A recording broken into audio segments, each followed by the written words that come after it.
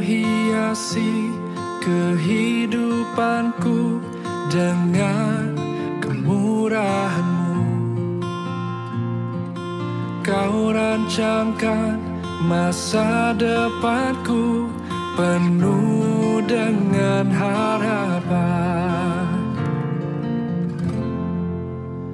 Aku ada saat ini, semuanya karena kasih-Mu. Aku hidup hari ini, semua berkat kemurahan-Mu. Terima kasih Yesus, Engkau sangat baik, teramat baik bagiku.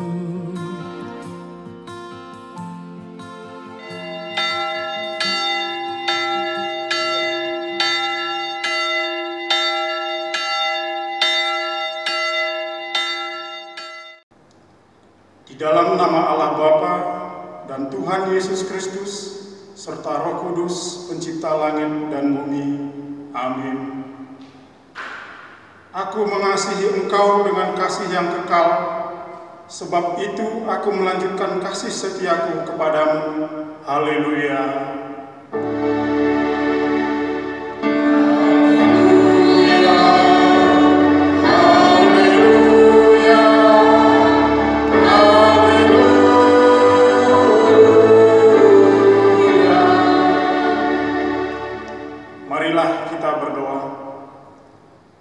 Ya Tuhan Allah yang telah menyatakan diri kepada kami dalam sejarah sebagai Allah, Bapa, Yesus Kristus, dan Roh Kudus, kami memuji Engkau karena kasih setia-Mu yang kekal telah menuntun kami hingga saat ini.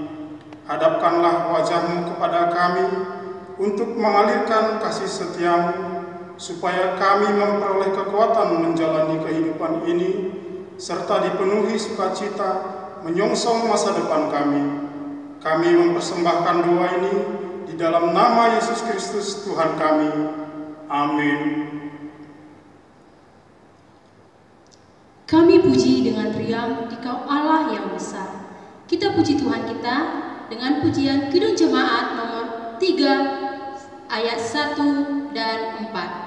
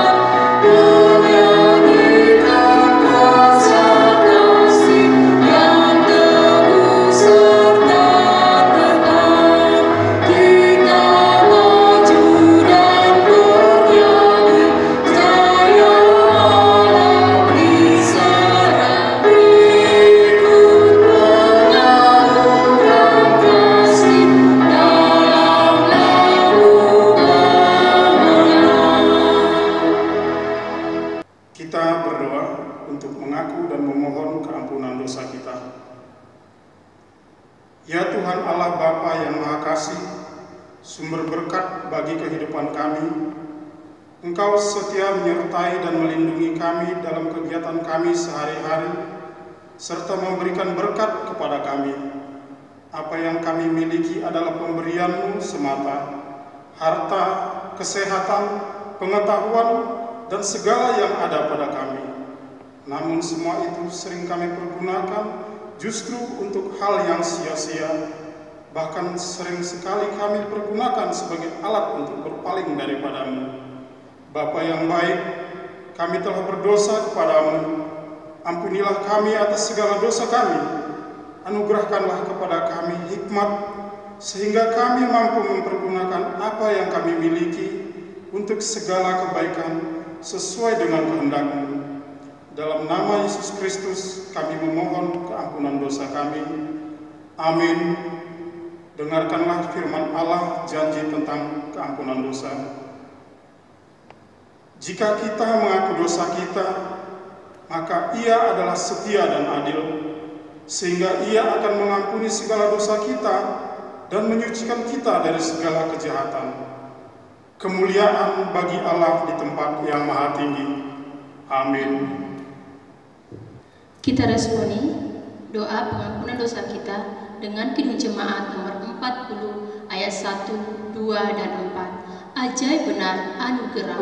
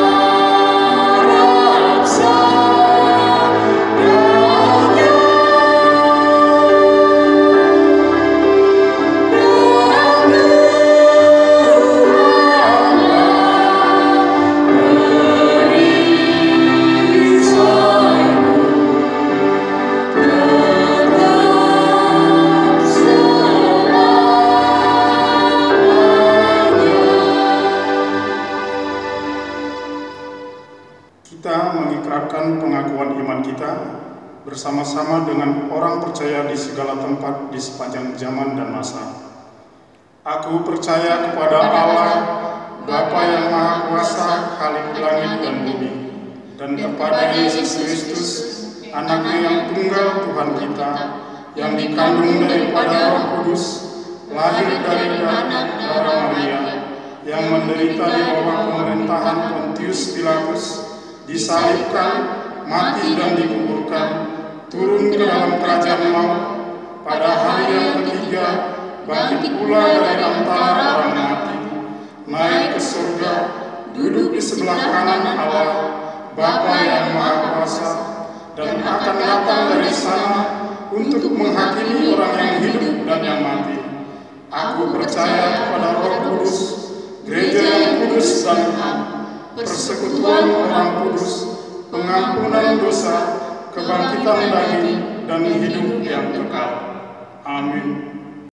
Dalam masa pandemik ini, banyak hal yang kita rasakan, bahkan bencana nasional.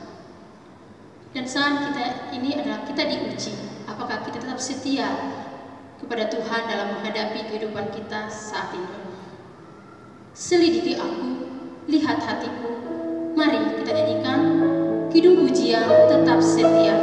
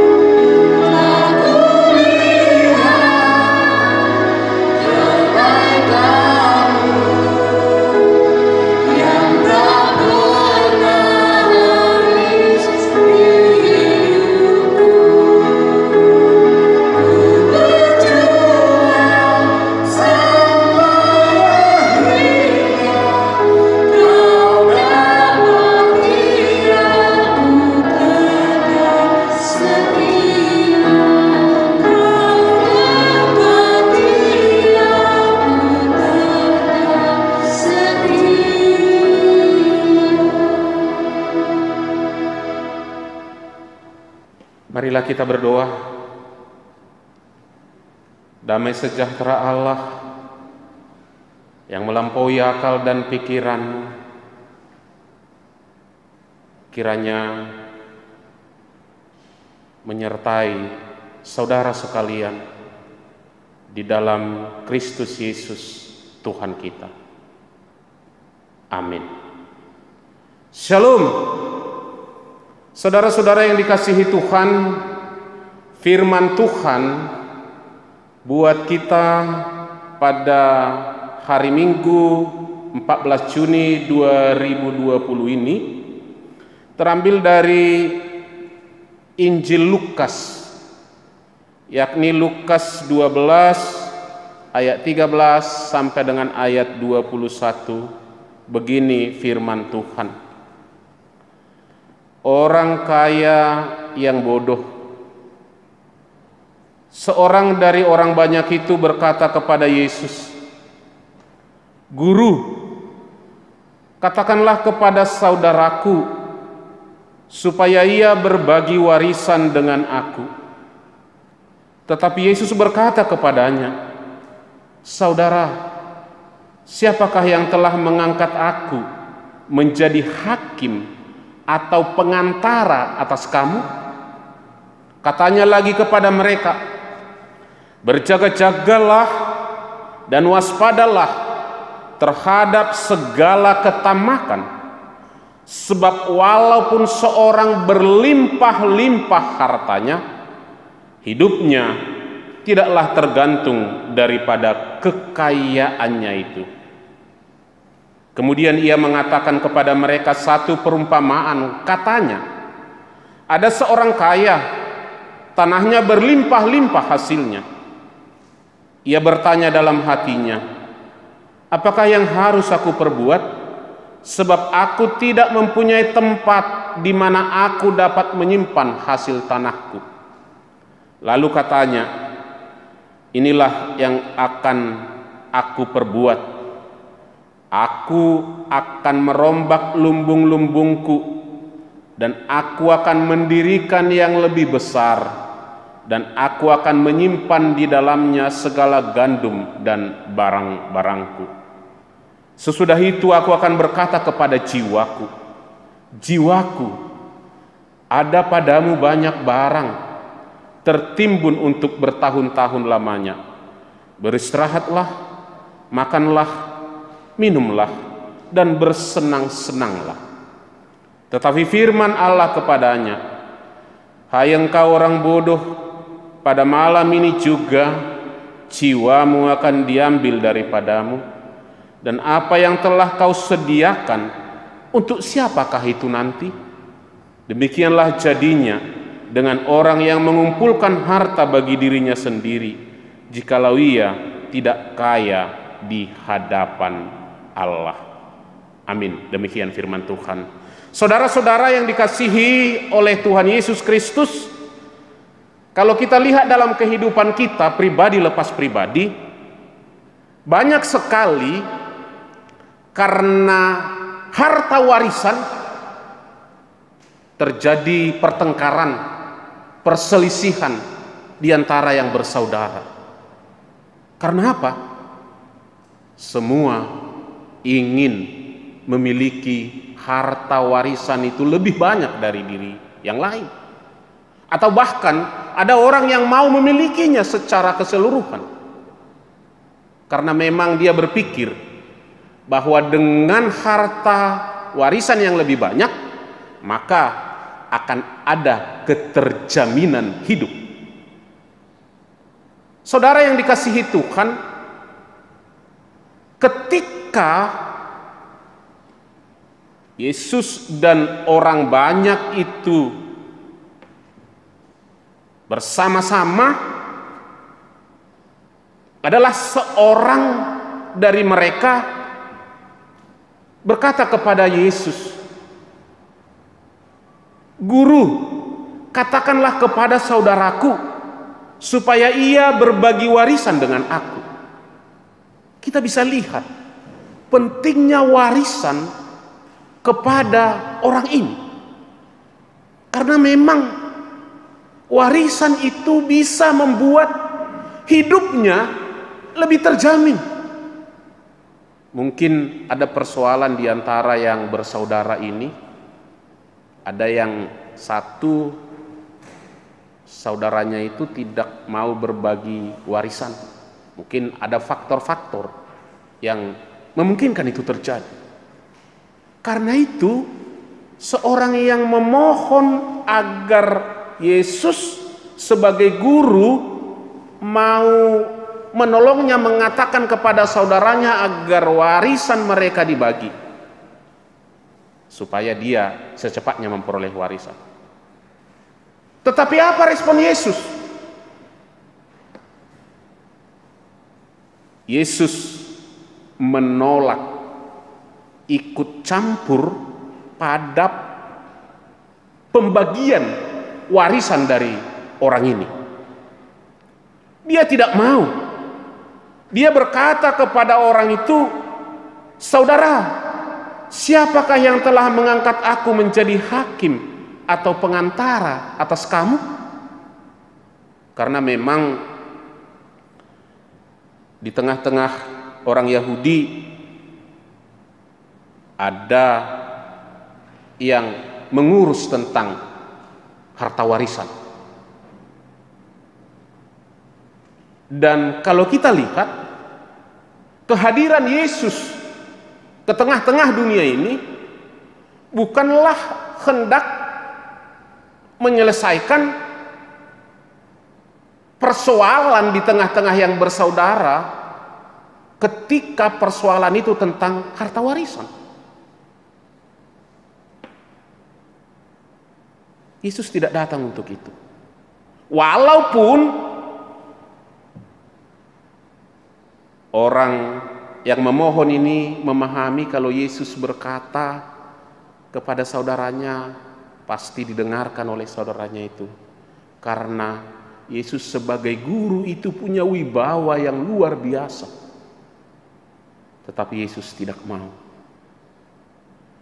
Dia tidak mau karena sudah ada petugas khusus untuk itu. Yesus tidak mau mengambil pekerjaan yang bukan tugasnya. Ada tugas yang telah diunjuk untuk itu.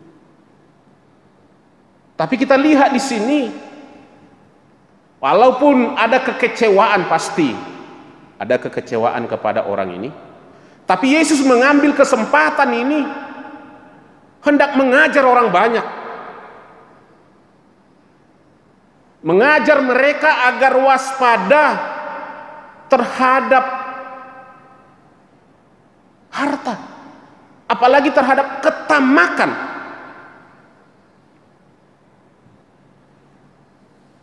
Alasan waspada terhadap ketamakan adalah ketamakan terhadap harta. Karena apa? Karena hidup manusia tidak tergantung kepada harta, terhadap harta yang kita miliki. Karena itu perlu waspada. Kita harus waspada agar sikap ketamakan, sikap keserakahan jangan merasuk ke dalam diri kita. Karena ketika sikap keserakahan terhadap harta kekayaan merasuk ke dalam diri kita, maka itu akan menyusahkan hidup kita, bukan membahagiakan hidup kita. Tapi saudara yang dikasihi Tuhan, bukan berarti kekayaan itu tidak penting. Kekayaan itu penting. Karena itu tidak salah untuk menjadi kaya. Yang menjadi masalah adalah bagaimana sikap kita terhadap kekayaan itu. Bagaimana kita memahami kekayaan itu. Dalam rangka untuk memahamkan bagaimana menyikapi harta kekayaan, Tuhan Yesus mengangkat satu perumpamaan, yakni tentang seorang yang kaya yang bodoh. Kita bisa lihat bagaimana seorang orang kaya ini mempunyai tanah yang berlimpah-limpah hasilnya. Arti tanah yang berlimpah-limpah hasilnya adalah dia memiliki hasil panen yang baik.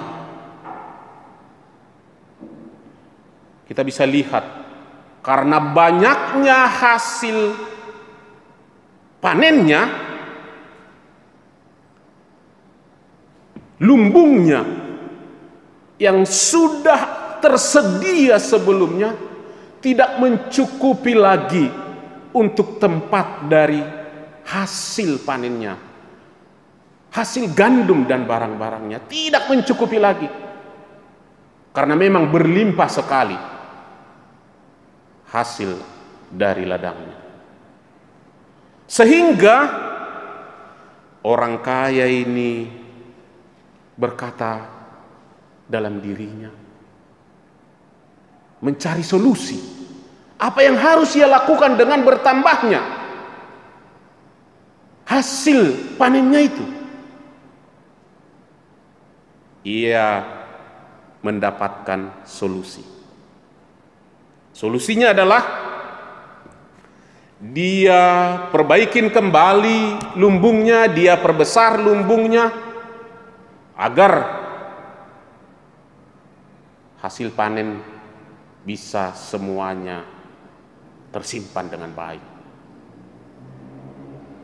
Kita bisa lihat begitu tersimpan semuanya hartanya dengan baik, dia juga berkata dalam dirinya, "Hai jiwaku, bersenang-senanglah." Karena apa? Sudah ada jaminan hidup untuk dia. Dia merasa dengan harta yang ia miliki sudah tersimpan dengan baik, sudah cukup untuk bertahun-tahun. Dia memahami itu sudah menjamin hidupnya. Ini sebenarnya yang dikritik oleh Yesus. Karena sikap seperti itu, sikap yang mementingkan diri sendiri. Rupanya ketika kita memiliki harta, kekayaan, Yesus mau kritisi bahwa itu bukan untuk menyenangkan diri sendiri.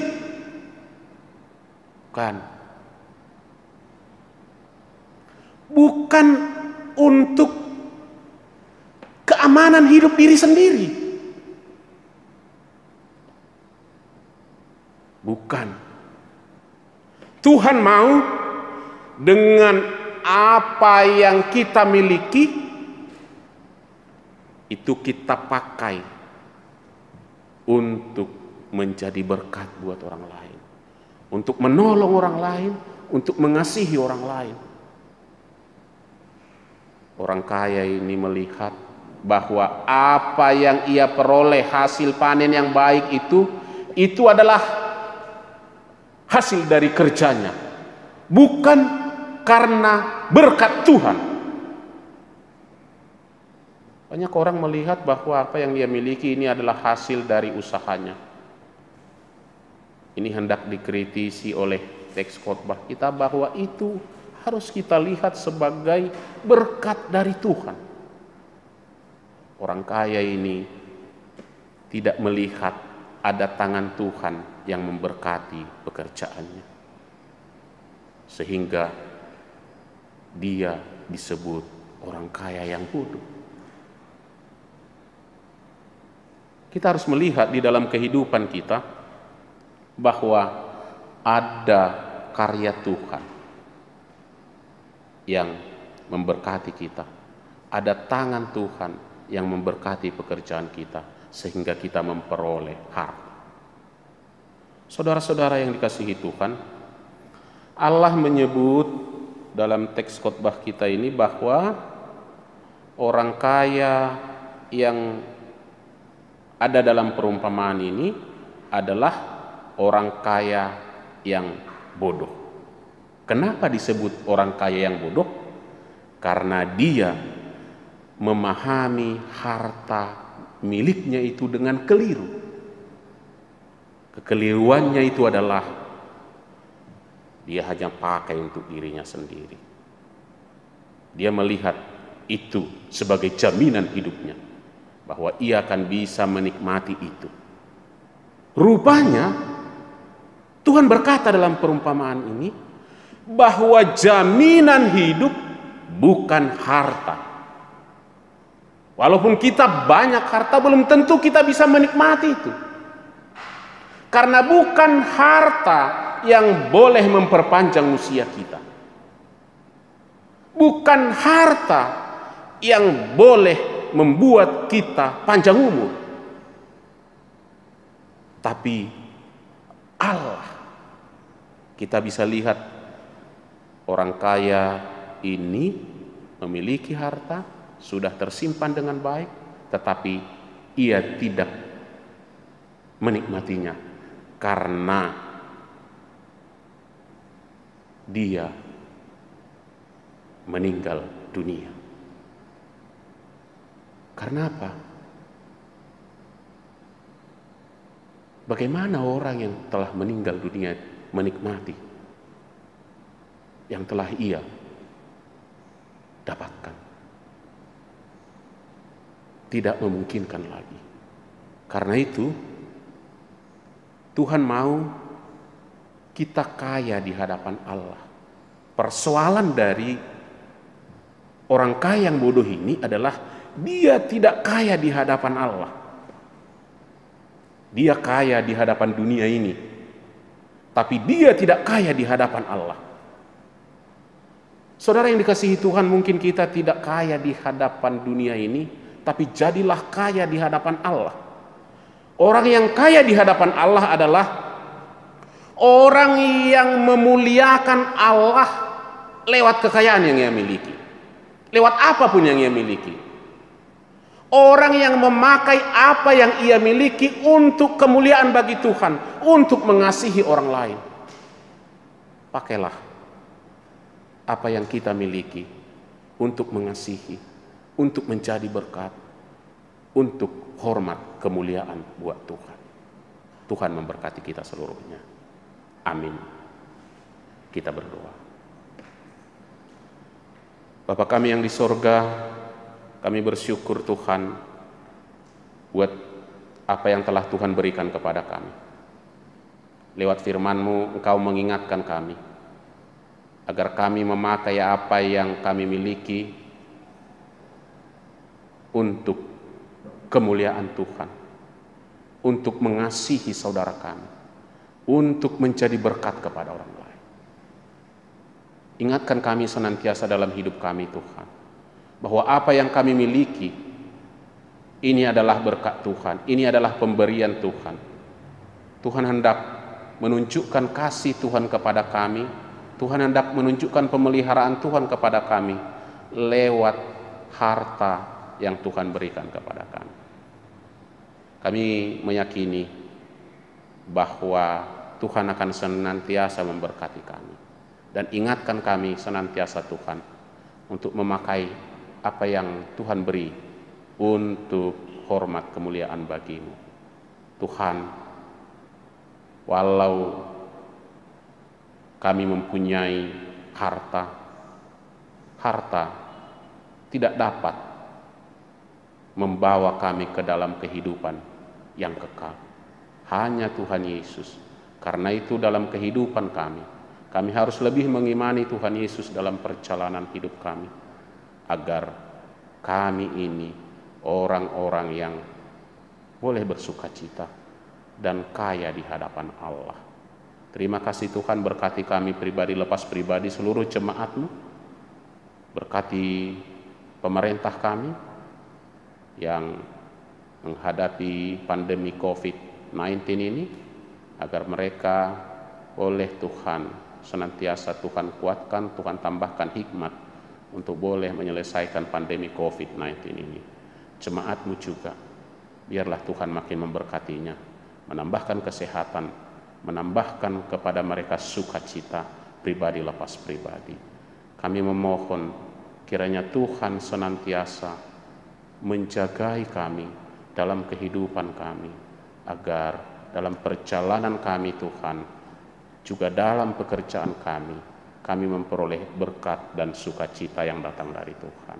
Terima kasih Tuhan, ampuni segala dosa kami, agar kami layak di hadapan-Mu. Inilah doa pinta kami, yang kami alaskan di dalam nama anak-Mu, Yesus Kristus Tuhan kami. Amin. Sebelum kita mengumpulkan persembahan, dengarlah firman Tuhan yang menjadi dasar bagi kita untuk memberikan persembahan. yang tertulis di dalam Mazmur 50 ayat 14. Persembahkanlah syukur sebagai korban kepada Allah dan bayarlah najarmu kepada Yang Maha Tinggi. Sekarang marilah kita mengumpulkan persembahan kita. Hanya ini Tuhan persembahanku, segenap hidupku, jiwa dan ragaku. Sebab tak ku miliki harta kekayaan yang cukup berarti untuk ku persembahkan. Hanya ini Tuhan. Marilah kita bangkit berdiri. Kita berdoa untuk menyerahkan persembahan kita kepada Tuhan. Ya Tuhan Allah, Bapa yang Maha Murah, sumber segala berkat, kami bersyukur kepadamu karena Engkau senantiasa melimpahkan berkat-Mu yang mencukupi segala kebutuhan kami.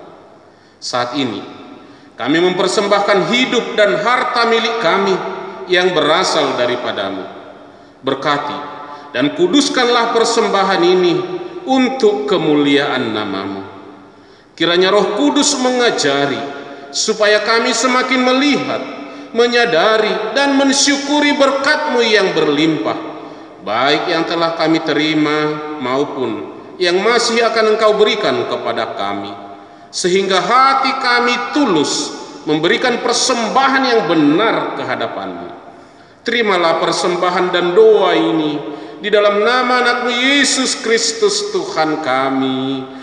Amin. Hujan berkat kan tercurah, itulah janji kudus.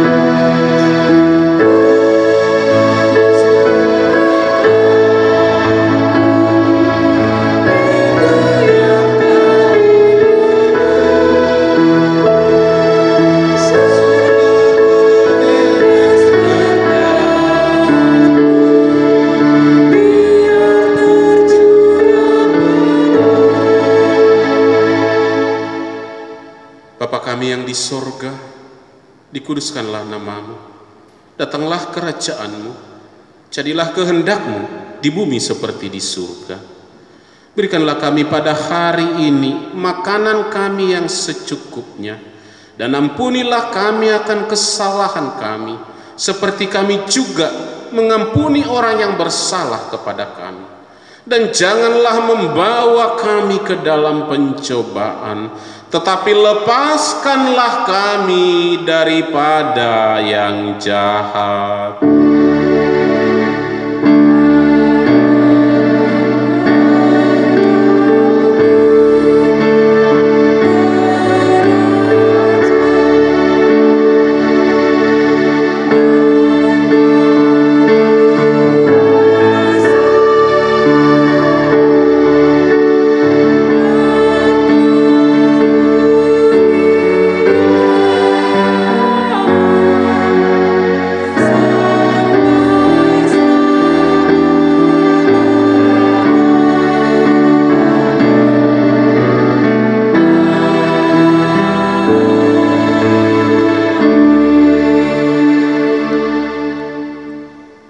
Ceritakanlah kemuliaan-Nya di antara bangsa-bangsa dan perbuatan-perbuatan yang ajaib di antara segala suku bangsa.